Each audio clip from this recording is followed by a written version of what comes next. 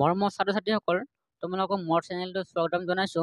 আজিৰ এই ভিডিঅ'টিত তোমালোকৰ ষষ্ঠ শ্ৰেণীৰ অসমীয়া পাঠ নম্বৰ 5 গুৰু দক্ষিণা সকলৰ প্ৰশ্ন উত্তৰখিনি আজি কৰিম।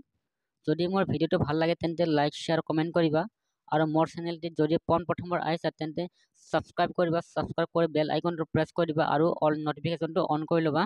আৰু আগৰ ভিডিঅ'বোৰ যদি চোৱা নাই তেন্তে ডেছক্ৰিপশ্যন বক্সত লিংক দিয়া আছে, তোমালোকে চাই ল'ব পাৰিবা, ক্লিক কৰি চাই ল'ব পাৰিবা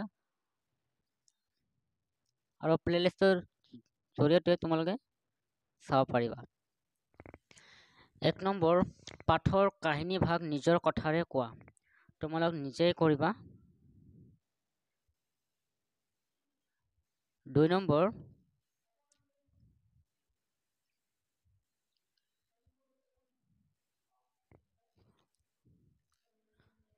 ছবিখনত কাহিনীটোৰ কোনটো অংশ প্ৰকাশ পাইছে বহলাই কোৱা।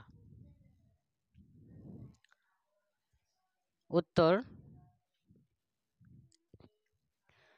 ছবিখনত বেদকণ্ঠই দেৱব্ৰতৰ পৰা জ্ঞানগৰ্ভ কথা শুনি থকা অংশটো প্ৰকাশ পাইছে। 3 নম্বৰ শব্দৰ অৰ্থ শিকি লোৱা।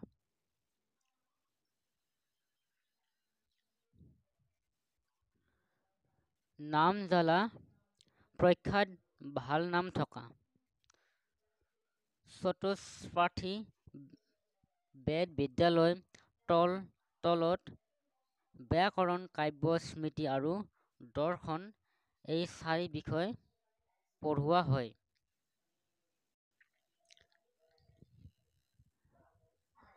হৃষ্টচিত্তে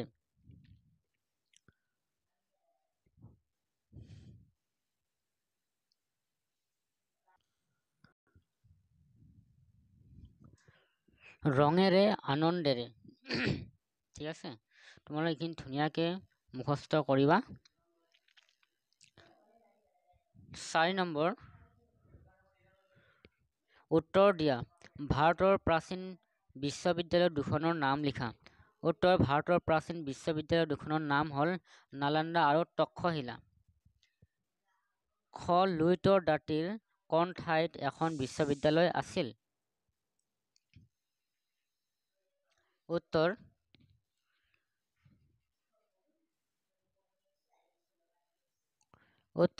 লুইতৰ দাঁতিত নগাঁও জিলাৰ শিলঘাট ঠাইত এখন বিশ্ববিদ্যালয় আছিল। গ. বশিষ্ঠ আশ্ৰমৰ তলৰ অধ্যাপকজনৰ নাম কি? উত্তৰ: বশিষ্ঠ আশ্ৰমৰ তলৰ অধ্যাপকজনৰ নাম বেদকণ্ঠ। ঘ.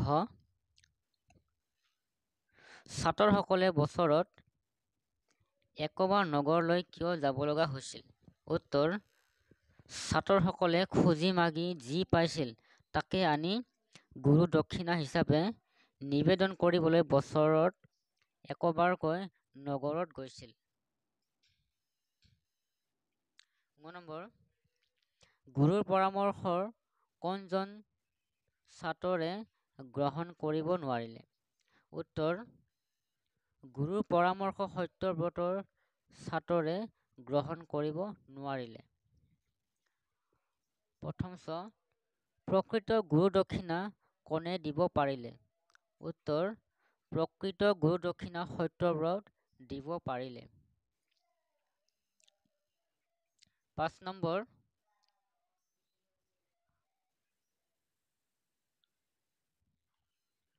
চমু উত্তৰ দিয়া। ক. গুৰুৱে ছাত্ৰসকলক ওচৰলৈ মাতি আনি কি কৈছিল? উত্তৰ: গুৰুৱে বেদকণ্ঠই ছাত্ৰসকলক ওচৰলৈ মাতি আনি মৰমৰ মাতেৰে ক'লে যে বাছাহঁত, মই বুঢ়া হৈ আহিছো, উপাৰ্জনো ছুটি আহিছে, তহঁতক ইমান দিনে পঢ়ুৱাই শুনাই খুটি খাব পৰা কৰিবলৈ সদায় যত্ন কৰিছো। এতিয়া তহঁতে তোৰ মোক ধন হন গোটাই আনি দেহক।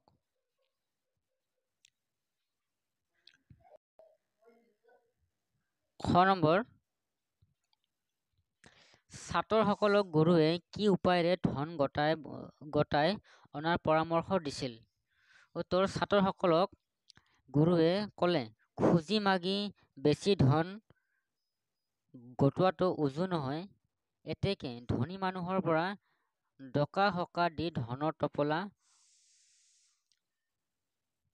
সৰকাৰলৈ চেষ্টা কৰিবি, কোনেও নেদেখাকৈ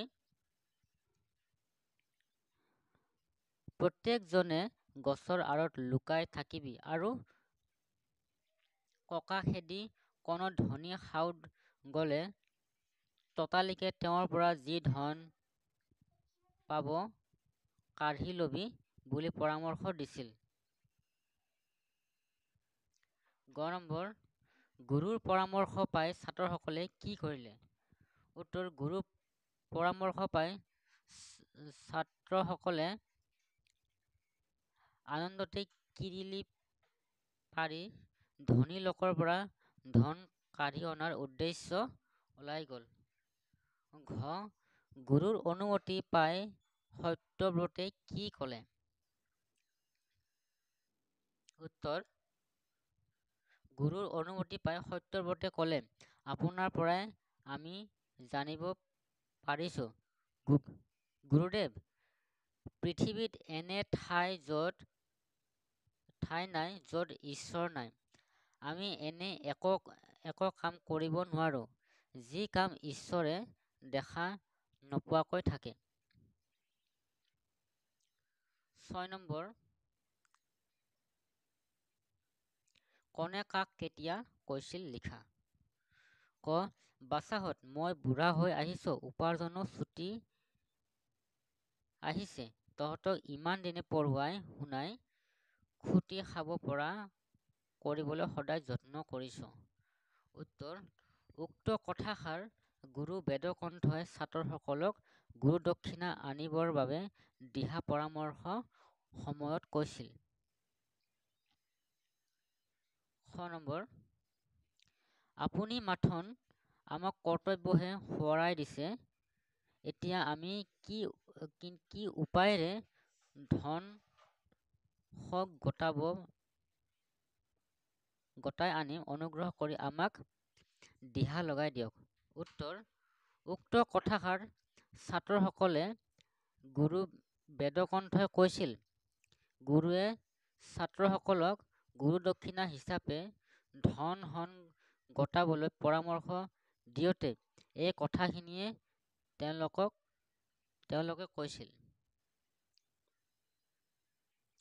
গ নম্বৰ, আপোনাৰ পৰাই আমি জানিব পাৰিছো পৃথিৱীত এনে ঠাই নাই য'ত ঈশ্বৰ নাই। উত্তৰ: উক্ত কথাষাৰ গুৰুৱে ছাত্ৰসকলক গুৰুদক্ষিণাৰ বাবে ধন গতাই অনাৰ উপায় দিছিল। তেতিয়াই সত্যব্ৰতে গুৰুক উক্ত কথাষাৰ কৈছিল। ৭ নম্বৰ, সাধুটো নিজৰ কথাৰে চমুকৈ লিখা। উত্তৰ: পুৰণি কালত অসম ৰাজ্য অৰ্থাৎ তেতিয়াৰ কামৰূপ শিলঘাটত এখন বিশ্ববিদ্যালয় আছিল। সেই বিশ্ববিদ্যালয়ৰ অধীনত বশিষ্ঠ আশ্ৰমৰ তলত বেদকণ্ঠ নামৰ এজন বিদগ্ধ পণ্ডিতে অধ্যাপনা কৰিছিল। আজিও গুৱাহাটী বিশ্ববিদ্যালয়, কলিকতা বিশ্ববিদ্যালয়, ডিব্ৰুগড় বিশ্ববিদ্যালয়ৰ দৰে শিক্ষানুষ্ঠানসমূহে ভাৰতৰ বিভিন্ন অঞ্চলত এই পৰম্পৰা অব্যাহত ৰাখিছে। এই অংশটোত কামৰূপৰ সাংস্কৃতিক আৰু শৈক্ষিক উত্তৰাধিকাৰ আৰু উত্তৰ গুৱাহাটীৰ প্ৰাচীন তলৰ দৰে শিক্ষা কেন্দ্ৰৰ উপস্থিতিৰ কথাও উল্লেখ কৰা হৈছে, য'ত বেদকণ্ঠৰ দৰে পণ্ডিতে বিভিন্ন শাখাৰ শিক্ষা দিছিল। ৮ নম্বৰ, তলৰ কথাখিনিৰ মূলভাৱ লিখা। সকলোতে থাকে তেওঁ প্ৰভু ভগৱান, সকলোকে দেখে তেওঁ সৰ্বশক্তিমান, সকলোকে জানে তেওঁ জ্ঞানৰ আকাৰ, সত্য তেওঁ, শিৱ তেওঁৰ পৰম সুন্দৰ। উত্তৰ ভগৱান হৈছে সৰ্বব্যাপ্ত, সৰ্বশক্তিমান আৰু সৰ্বজ্ঞাতা। তেওঁ সত্য, তেওঁৱেই শিৱ আৰু পৰম সুন্দৰ। 9 নম্বৰ, পাঠৰ পৰা জুৰীয়া শব্দবোৰ বিচাৰি উলিয়াই লিখা। যেনে খুজি মাগি। উত্তৰ ধন সন, আমন জিমন, ডকা হকা, থকা থুকি, ভাল বেয়া। 10 নম্বৰ, তলৰ শব্দবোৰৰ সামৰ্থক শব্দ লিখা। ধনী, দক্ষিণা, উজু, টুটি যোৱা, ডাঙৰ। উত্তৰ ধনী চহকী, দক্ষিণা দান, উজু সহজ, উটি যোৱা কমি যোৱা, ডাঙৰ বৰ বা বৃহৎ লিখিলেও হ'ব। 11 নম্বৰ, বিপৰীত অৰ্থ বুজোৱা শব্দ লিখা। আনন্দ, ধনী, গুৰু, উজু, প্ৰাচীন। উত্তৰ আনন্দ নিৰানন্দ, ধনী দুখীয়া, গুৰু লঘু, উজু টান বা কঠিন, প্ৰাচীন আৱাৰচীন। 12 নম্বৰ, উপযুক্ত বিশেষণ পদেৰে তালিকাখন পূৰ কৰা। উত্তৰ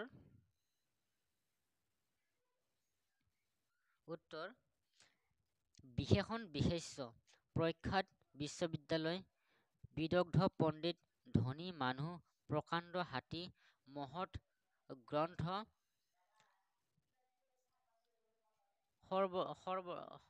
সৰবৰাহী মহিলা, মিঠা আম, শুৱলা মাত। 13 নম্বৰ, গুৰু দক্ষিণা পাঠত থকা ভেটগুটীয়া শব্দটোৱে সৰু ল'ৰাক বুজাইছে। এই ভেটগুটীয়া শব্দটোৰ আধাৰত দলগতভাৱে এটি গল্প লিখা। তোমালোকে নিজে ভাবি লিখিবা। 14 নম্বৰ, তোমালোকে নিজে লিখিবা। 15 নম্বৰ, 4-5 জনীয়া দলত ভাগ হৈ এই বছৰৰ 5 ছেপ্টেম্বৰ দিনটো তোমালোকে কেনেদৰে পালন কৰিবা তাৰ আঁচনি প্ৰস্তুত কৰা। উত্তৰ 5 ছেপ্টেম্বৰ দিনটো অৰ্থাৎ ডক্টৰ সৰ্বপল্লী ৰাধাকৃষ্ণন জন্মদিনটো আমাৰ শ্ৰেণীত নিম্নোক্ত ধৰণে উদযাপন কৰাৰ আঁচনি হৈছে।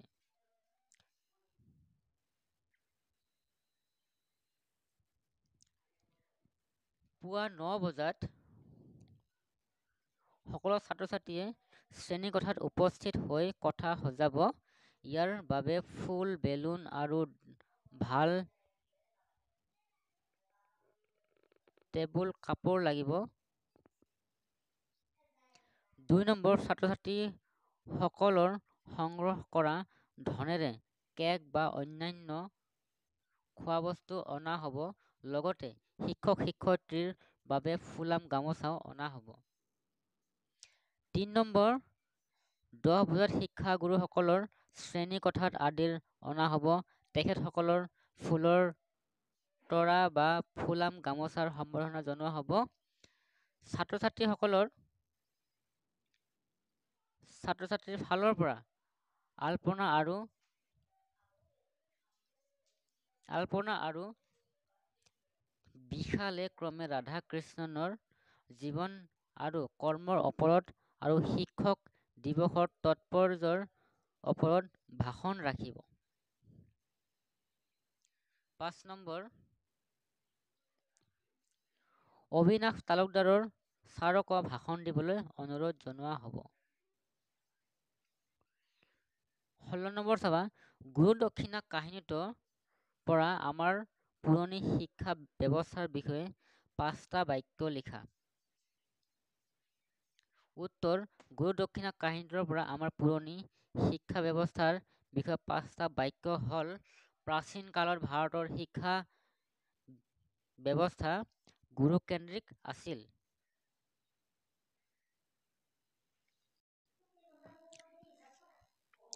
গুৰুৱে ব্যাকৰণ, কাব্য, দৰ্শন আদি বিষয়ত শিক্ষাদান কৰিছিল। শিষ্যসকলে বছৰেকত এবাৰ নগৰ চাবলৈ ওলাই গৈ বিষয়ত শিক্ষাদান কৰিছিল। শিষ্যসকলে বছৰেকত এবাৰ নগৰ চহৰলৈ ওলাই গৈ খুজি মাগি আনি যি পাইছিল তাকে গুৰু দক্ষিণা স্বৰূপে গুৰুৰ চৰণত অৰ্পণ কৰিছিল। পুৰণি শিক্ষা ব্যৱস্থা গুৰু শিষ্যৰ সম্পৰ্ক ভক্ত ভগৱান সম্পৰ্কৰ দৰে মধুৰ আছিল। 17 নম্বৰ, গুৱাহাটী বিশ্ববিদ্যালয়ৰ বিষয়ে শিক্ষকক সুধি জানি লোৱা। উত্তৰ: 1948 চনত স্থাপিত গুৱাহাটী বিশ্ববিদ্যালয় ভাৰতৰ অসমৰ গুৱাহাটীৰ জালুকবাৰীত অৱস্থিত উচ্চ শিক্ষাৰ এক বিশিষ্ট শিক্ষানুষ্ঠান। শৈক্ষিক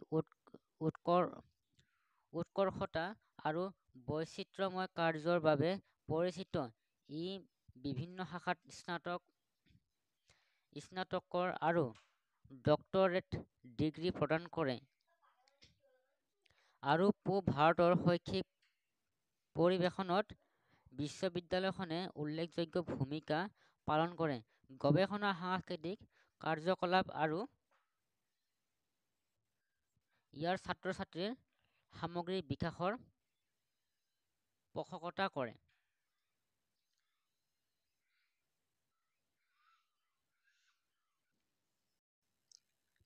18 নম্বৰ, ছবি দুখন চাই কি দেখিছা কোৱা। উত্তৰ: প্ৰথম ছবিখনত শিক্ষক দিৱস উপলক্ষে ছাত্ৰ-ছাত্ৰীয়ে শিক্ষাগুৰুক সম্বৰ্ধনা জনোৱা দেখা গৈছে।